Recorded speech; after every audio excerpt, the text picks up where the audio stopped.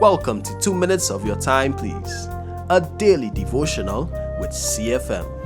Our God is no one-trick pony. This saying simply means He's not limited to one way of doing things.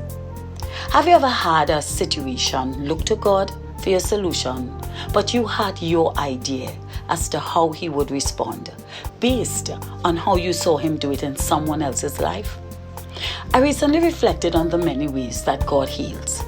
In the Old Testament, He addressed Naaman's leprosy with an instruction to dip in the Jordan River.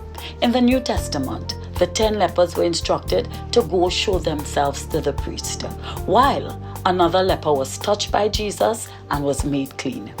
One ailment, 3 different approaches. In Luke chapter 18 verse 35, we see Jesus simply spoke to a blind man in Jericho and said, "Receive your sight," and it instantly returned.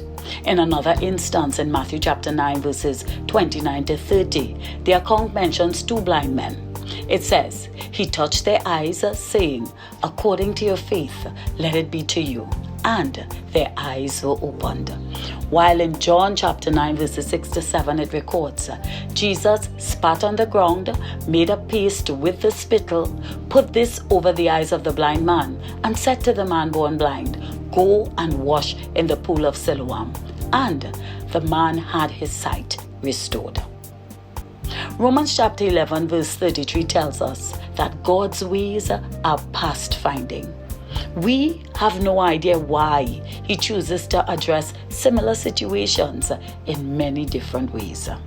So, what are you believing God for?